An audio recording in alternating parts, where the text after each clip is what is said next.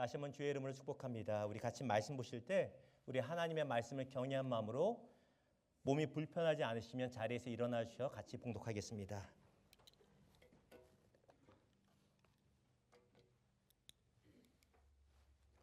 오늘 우리에게 주신 말씀은 마태복음 20장 1절에서 16절입니다. 한 절씩 교독하겠습니다. 천국은 마치 품꾼을 얻어 포도원에 들여보내려고 이른 아침에 나간 집주인과 같으니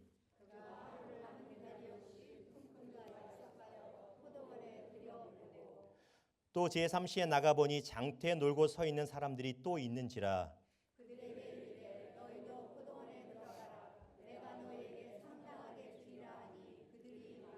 제6시와 제9시에 또 나가 그와 같이 하고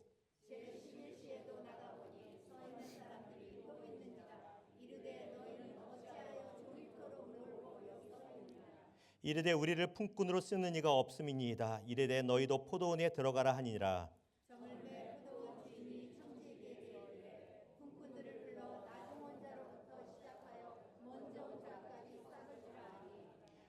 제11시에 온 자들이 와서 한 데나리온씩을 받거늘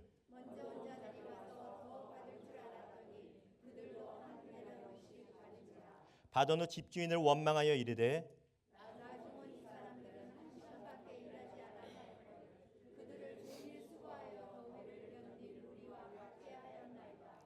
주인이 그 중에 한 사람에게 대답하여 이르되 친구여 내가 내게 잘못한 것이 없노라.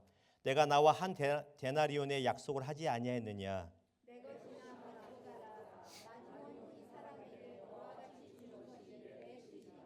내 것을 가지고 내 뜻대로 할 것이 아니냐. 내가 선함으로 내가 악하게 보느냐. 같이 있습니다. 이와 같이 나중된 자로서 먼저 되고 먼저 된 자로서 나중 되리라. 아멘. 한 달 만에 뵈니까 너무 좋습니다.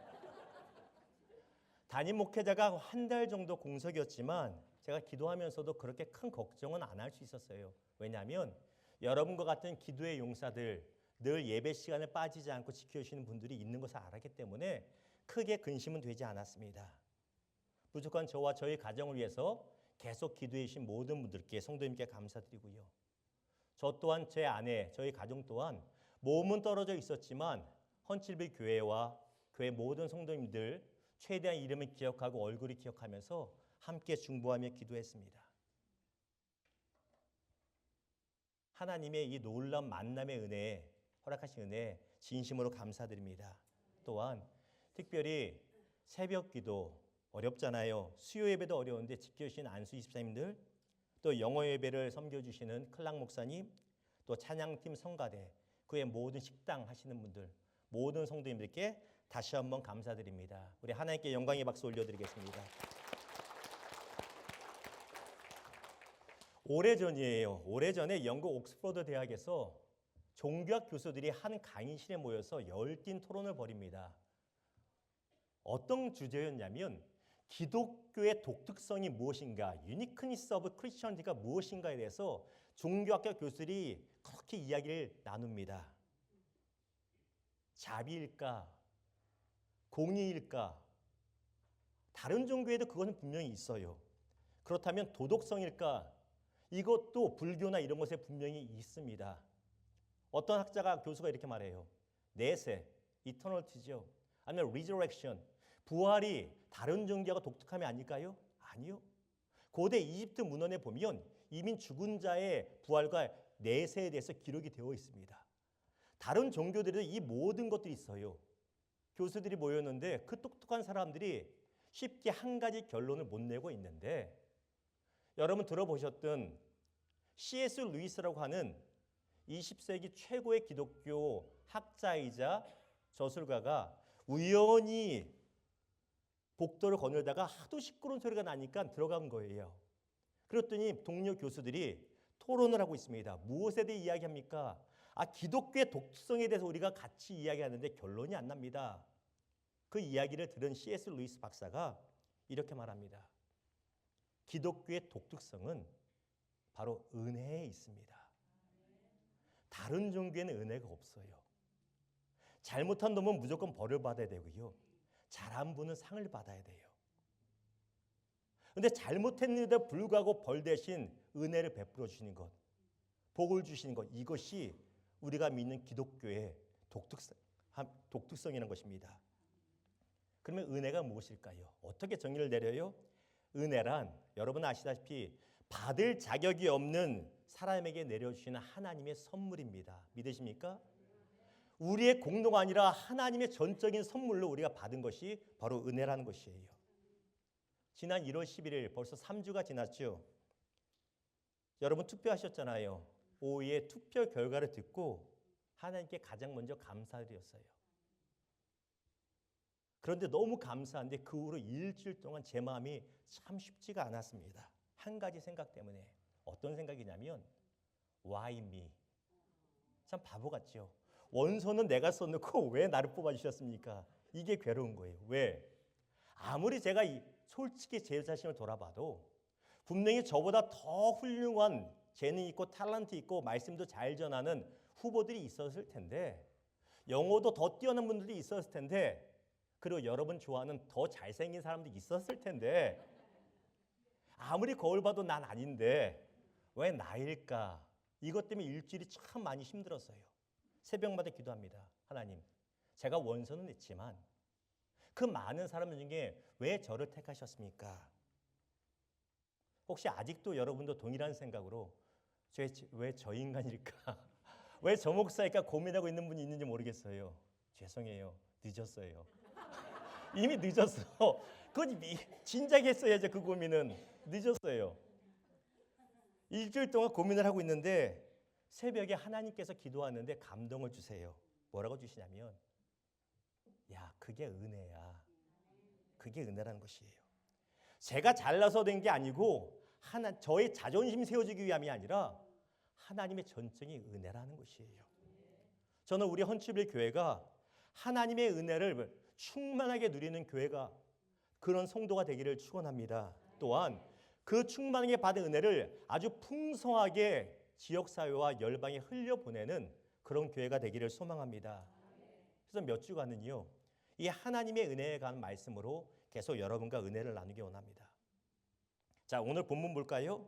오늘 본문은 예수님의 비유 중에서 오직 마태복음에만 나오는 비유인데 소위 포도원 일꾼의 비유라고 하는 비유입니다. 비유의 줄거리가 이러합니다. 포도원을 가진 한 주인이 아침 일찍 시간을 계산하면 새벽 6시 전에 나가서 포도원에서 일할 일꾼들을 부릅니다. 새벽 6시경에, 아침 9시에, 낮 12시에, 오후 3시에, 그리고 심지어 저녁 5시에도 나가서 일꾼을 불러 포도원으로 보냅니다.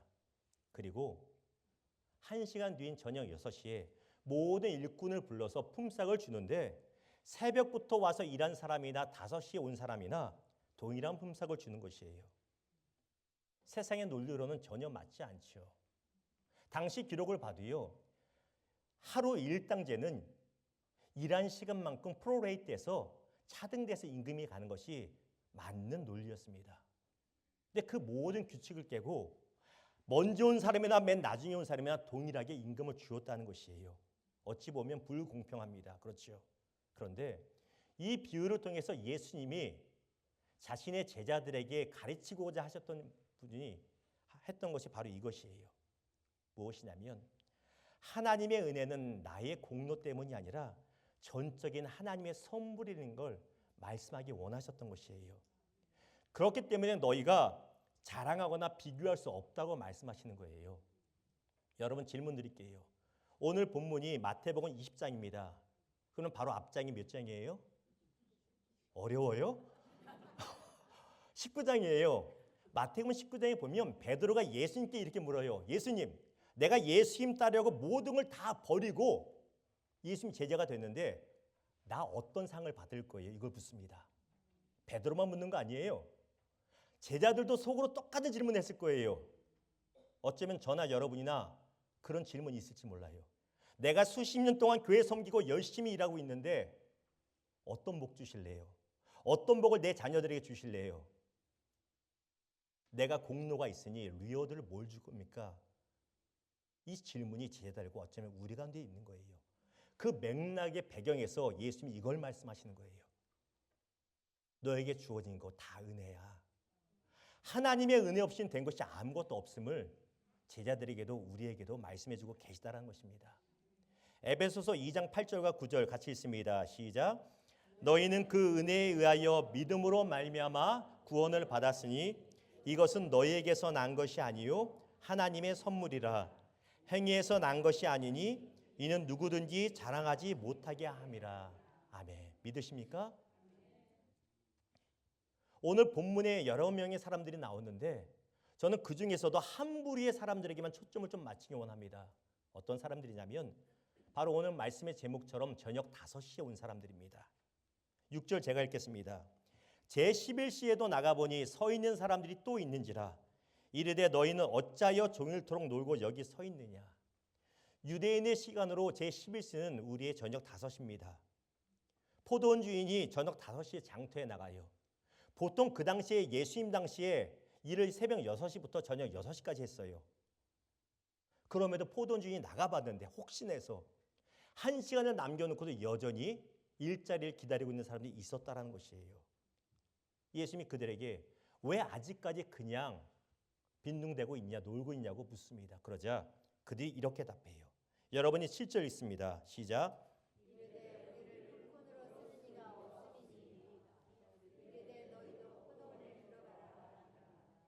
아멘. 여러분 오해하지 마십시오. 잘못 오해하면요. 5시까지 기다리고 있던 사람들이 일하기가 싫어서 빈둥댔다고 오해할 수가 있어요. 아니에요. 게을러서 일을 못 구한 사람들도 아닙니다. 예수님 당시에 일반적인 사람들은요, 평민들은 하루 벌어서 하루 먹고 살았어요. 그 말은 오늘 내가 일을 하면 내일은 나와 내 가족이 굶는다는 얘기예요. 무조건 일을 해야 됩니다. 그래서 5시까지 버티고 있던 거예요.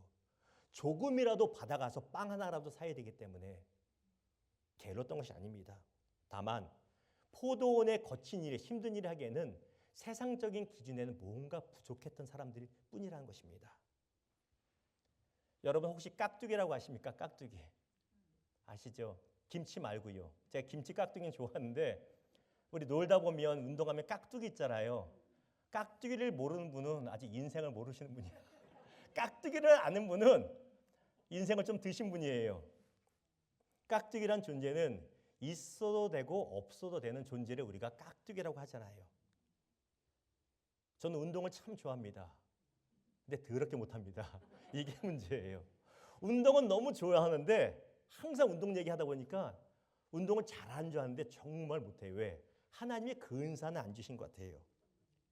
말씀을 준비하면서 돌아보니까 중고등학교 시절에 학교에서 팀을 나누면서 축구나 뭐 배구나 이런 거 하면요.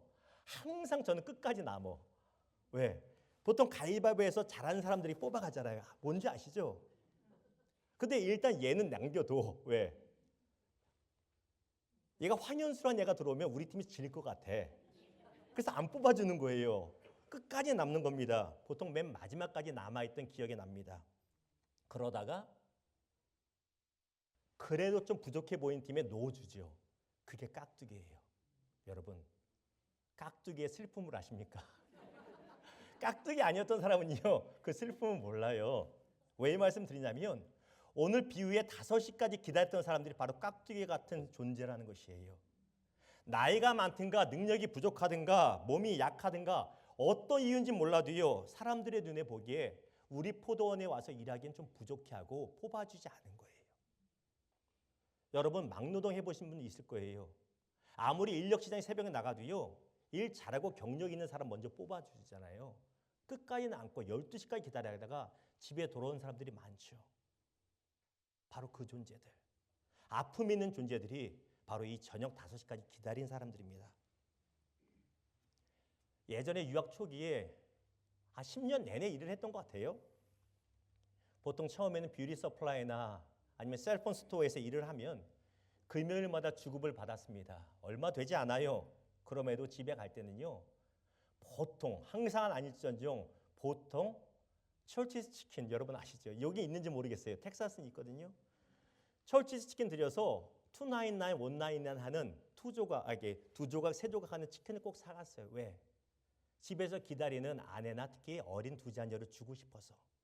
별거 아니에요. 많은 거 사지도 못해요. 왜 그런데 사가요? 그게 가장의 마음이고 그게 아빠의 마음이잖아요. 오늘 본문의 5시까지 일을 기다리는 사람들의 마음도 동일했을 거예요. 집에서 기다리는 아내와 생태 같은 내 자녀들을 위해서 조금이라도 돈을 벌어야 내일 조금이라도 사주는데 안타깝게 그 누구도 나를 써주질 않아요. 어쩌면 오늘 하루만 그런 게 아니라 벌써 며칠 때 일을 못 구하고 있을 수도 있습니다. 가슴이 답답하고요. 한숨이 나오고요. 눈물이 나고 인생이 패배자 같은 생각이 굉장히 괴롭게 합니다. 아무런 일도 오늘도 못 구하고 공쳤다는 생각에 다 끝났다는 생각에 눈물이 저절로 흐를 수도 있어요. 그런데 오늘 말씀해 보니 전혀 예상하지 못한 일이 생깁니다. 바로 포도원 주인이 그 시간에 와서 그들에게 일거리를 주는 거예요. 그뿐만이 아니죠. 먼저 와서 일한 사람들과 동일한 임금을 품삯을 그들에게 주었다라는 것이에요. 이것이 무엇이냐면 결코 늦지 않는 하나님의 은혜가 있다라는 것입니다. 여러분이 오늘 말씀 다 잊어버려도 이 원포인트 기억하십시오. 저와 여러분의 삶 가운데 결코 늦지 않는 하나님의 은혜가 있음을 기억하시기를 주님의 이름으로 축원합니다. 여러분의 삶 가운데 교회가 있기를 원하고 특별히 언제 여러분의 삶에 다 늦었다고 생각되고 답답한 그 순간에 포기하고 그 싶은 순간에 늦지 않은 하나님의 은혜가 충만하게 임하기를 다시 한번 주의 이름으로 축원합니다. 이 은혜를 두 가지로 좀 더 자세히 나눠볼까요? 먼저 우리 하나님 아버지는 결코 늦지 않으신다는 것입니다. 믿으십니까? 여러분 들어보셨겠지만 성경에는 시간을 나타내는 표현하는 두 가지 헬라어 그릭 단어가 있습니다. 하나는 크로노스고 하나는 카이로스죠. 우리가 알다시피 크로노스는 인간의 24시간, 한 달, 1년을 그런 인간의 시간 개념을 말하는 것이고 성경에서 카이로스라고 적혀 있으니 이것은 하나님이 정하신 시간이에요. 이 카이로스는 하나님이 예정한 시간이라 우리가 도무지 예측이 불가능합니다. 예를 들면 언제 내가 기도하고 있는 기도 제목이 응답될지 우리가 알 수가 없고요. 언제 막혀있는 내 인생의 문이, 사업의 문이, 자녀의 문이 언제 열릴지 몰라요. 왜? 카이로스이기 때문에. 그러다 보니까 카이로스의 시간을 견디는 우리에게는요, 이 시간이 참 길고 지루합니다. 그런데 우리가 어떤 상황에서도 반드시 기억될 것이 있어요. 무엇이냐면 하나님의 아버지의 은혜는 결코 늦지 않게 온다는 것이에요. 다시 말하면 우리의 하나님 아버지는 결코 늦는 분이 아니라는 것입니다. 이 사실이 믿어지기를 주의 이름으로 축원합니다. 성경이 분명히 증언해요. 아브라함을 볼까요? 창세기 21장 2절 여러분이 읽습니다. 시작.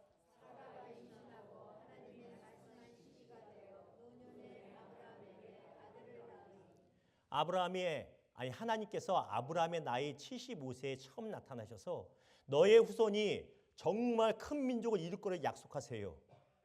그리고 나서 강간무소식입니다. 아브라함과 사라 그들의 남자와 여자로서의 기능이 다 사라졌다고 말해요. 가능성이 전혀 없어요. 그런데 하나님은 아브라함의 나이 100세, 아내 사라의 나이 90세에 이삭을 주십니다. 이게 무엇이에요? 이것이 카이로스, 하나님이 정하신 완전한 타임이고 하나님은 아브라함의 삶에 결코 늦지 않으셨다는 증거입니다. 아브라함만 그런 게 아니에요. 요셉을 보십시오. 창세기 41장 1절 제가 읽습니다. 만 2년 후에 바로가 꿈을 꾼즉 자기가 나일 강가에 서 있는데, 우리가 알다시피 요셉이 억울한 누명, 그것도 성폭행범이란 아주 수치스러운 누명을 쓰고 감옥에 갇혀 있어요. 요셉에게 기회가 옵니다. 술 맡은 관원장의 꿈을 해몽할 기회가 와요. 그거 잘 맞았어요. 요셉은 이 꿈을 해몽해주고 드디어 자유의 몸이 될 줄 알았을 거예요. 그러나 하나님이 어떻게 하세요? 요셉을 감옥에서 2년을 더 기다리게 하세요. 여러분 성경을 읽으면서 2년이 흘렀더라 이 구절, 창세기 41장 1절이잖아요. 그리고 40장 마지막 절에 보면 술 맡은 관원장이 요셉을 까맣게 잊었다고 말해요. 하나님이 왜 그렇게 했을까요? 얼마나 답답합니까? 오늘 말씀을 전하기 위해서, 예배를 드리기 위해서 이곳에 오려고 어제 공항에 아침 일찍 갔는데 계속 딜레이가 되는 거예요. 2시간, 3시간 됐는데 그때부터는 초조해져요. 왜? 비행기를 체인지하라고 문자는 오는데 체인지 안 하고 있었더니 뒤에 비행기들이 계속 사라지는 거예요. 플랜 B는 차 몰고 오는 거예요. 밤새라도 무조건 온다. 이 각오를 계속 기다리고 있는 거예요. 한 3시간, 4시간 기다려서 비행기를 탔습니다. 근데 얘가 뜨질 않아. 1시간에 그 안에서 또 그대로 있는 거예요. 속으로 기도했죠. 하나님, 오늘 말씀의 제목이 늦지 않는 하나님인데 늦으면 곤란합니다. 하나님 믿습니다. 계속 기다리는 거예요. 여러분 보세요. 5시간 딜레이 돼도 죽을 것 같아요. 답답한데 왜 물었냐면 여러분 비행기 딜레이 되면 이유를 말을 안 해줘요. 어지간해서. 이유라도 알면 속이 편한데 이유를 모르니까 답답하잖아요. 우리의 신앙이 보통 그래요.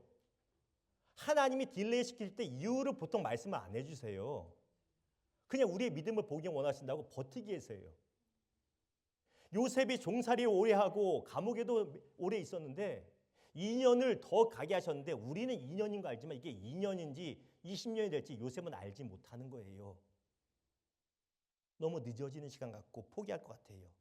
그런데 성경 분명히 말합니다. 하나님은 요셉의 인생이 결코 늦지 않았다는 것이에요.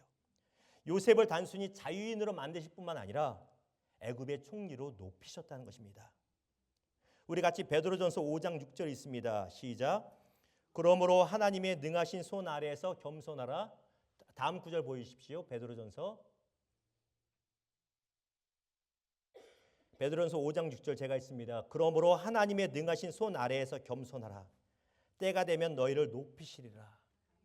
여러분이 혹시 묻습니다. 하나님의 응답이 늦어져서 실망이 되는 분이 있는지 모르겠어요. 혹시 이 자리에 사람들 보기에 부끄러운 분들이 있는지 모르겠어요. 하나님의 역사가 나타나지 않아서.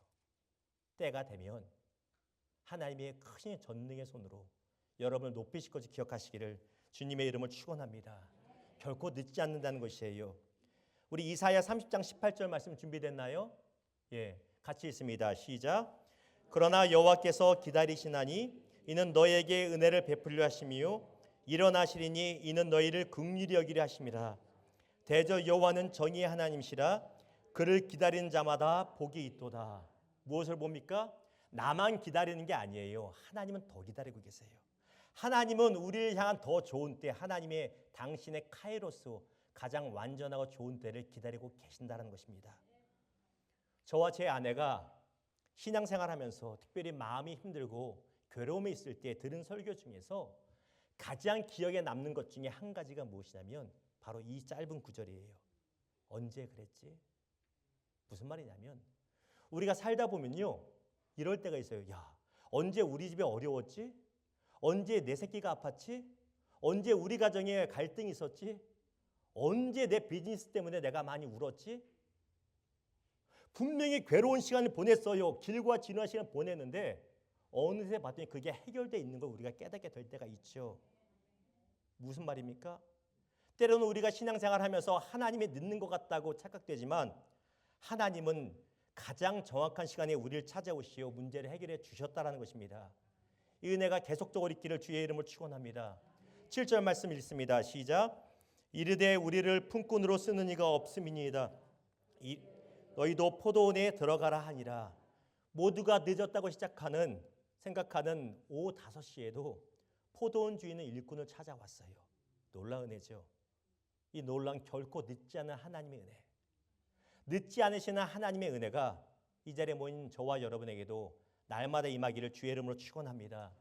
자, 두 번째는 무엇이냐면 우리 하나님 아버지는 내 분깃을 지켜주신다는 것이에요. 제가 9절 읽습니다. 제11시에 온 자들이 와서 한 데나리온씩을 받거늘.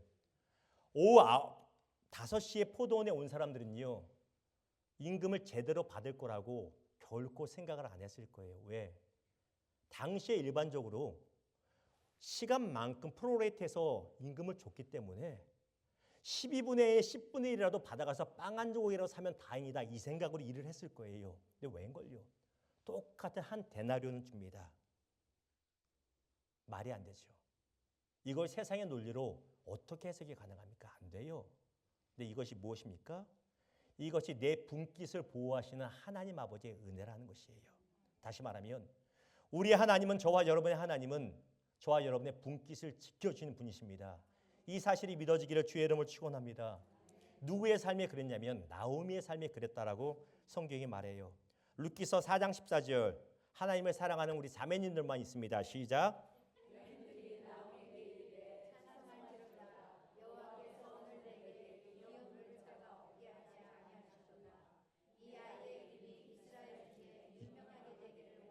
아멘. 룻기서에 보면 여러분 잘 아는 나오미라고 하는 여인이 나오지요. 나오미의 이름의 뜻은 기쁨이고 즐거움입니다. 그런데 그녀 인생은 참 박복하다고 할 수 있죠. 흉년을 만나서 모압이라고 하는 이방 땅으로 이민을 강제로 갑니다. 거기서라도 잘 살면 좋은데 아니요. 사랑하는 남편이 일찍 세상을 뜨고요. 사랑하는 두 아들이 먼저 세상을 뜹니다. 나오미의 두 손에 남은 것이 아무것도 없어요. 다 끝난 것 같고 패배자가 된 것 같아요. 그래서 동네 사람들에게 돌아와서 말하기를 내 이름을 나오미라고 부르지 말고 마라. 괴로움과 쓰다라고 불러달라고 요청하기까지 합니다. 인생이 다 끝난 것 같죠. 그런데 말씀해 보니까 하나님은 나오미를 결코 포기하지 않으세요. 하나님은 며느리 룻을 통해서 나오미의 분깃을 지켜주셨다는 것이에요. R.T. 켄달이라고 하는 목사님은 본인의 저서인 끝날 때까지 끝날 것이 아니다라는 이 책을 통해서 우리에게 이렇게 도전합니다.